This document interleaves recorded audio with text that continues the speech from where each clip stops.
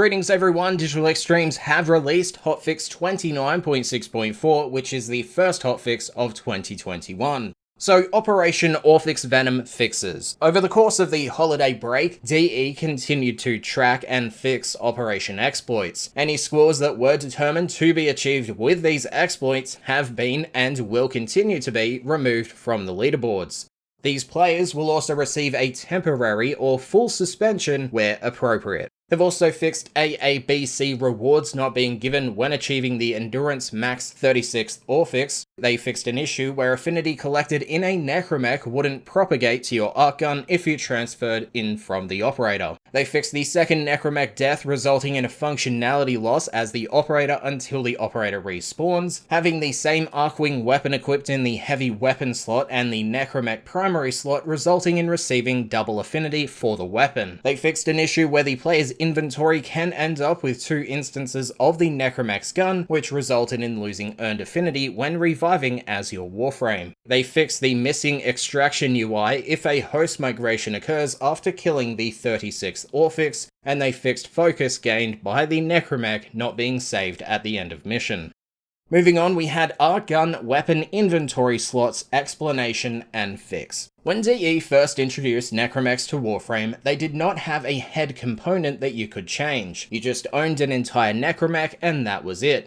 In order to increase the cosmetic flexibility of necromechs, we made the head modular, giving you the ability to change it in the same way you can change a Warframe's helmet. A script was run that retroactively gave you the helmets of necromechs you already owned, so you didn't have to build them again to get the helmet. A mistake in that script caused players to receive extra copies of the Mousalon gun, without increasing your number of Archwing weapon inventory slots to hold them. This caused players who had already filled up their inventory slots to receive an error message that said invalid slots, contact support, when trying to build a new necromech or Archwing weapon. Selling the excess Mousalons you received would only temporarily suppress this error, because as soon as you built another Archgun, you would again own more Archguns than you owned inventory slots. So, DE's fix is that upon logging in, if you own more Archguns than your slots, your inventory count is corrected in the backend. You will still receive the invalid slots error if you try to claim a necromech or Archgun from the foundry. However, when you sell excess Archguns or buy slots from the market, the problem will fix itself for real instead of just suppressing the error message.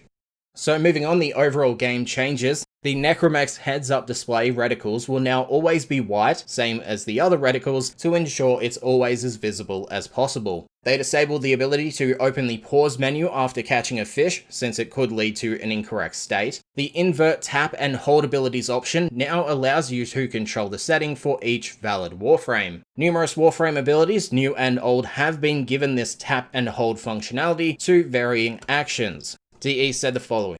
Feedback showed that having the option to invert the tap and hold mechanic across the board to all valid Warframes was not ideal, as some ability default functionalities are preferred. Upon selecting the aforementioned invert tap and hold abilities option in the options menu, you will be met with a new screen allowing you to pick and choose which valid Warframes this applies to. Now, they also removed the Magnus's shell casting effect sounds to match the revolver's aesthetic animation. They also made the following fixes with Hotfix 29.6.4.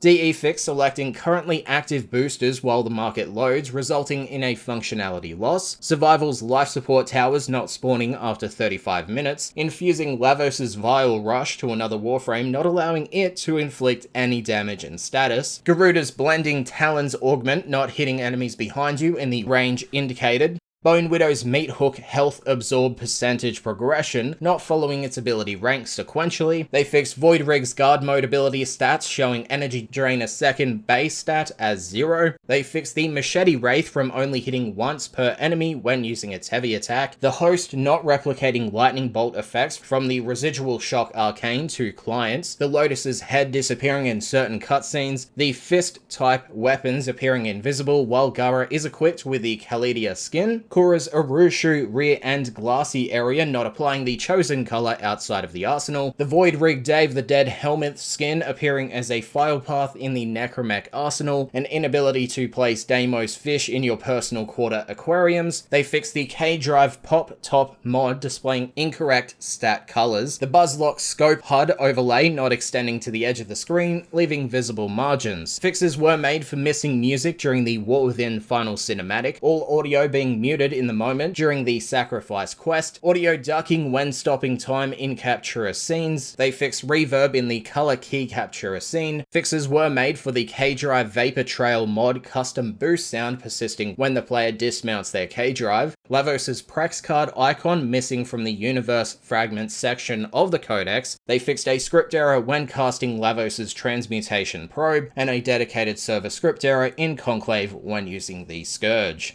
Once again, that was the first hotfix of 2021, which was Hotfix 29.6.4. Thanks for watching, and I'll see you guys in the next video.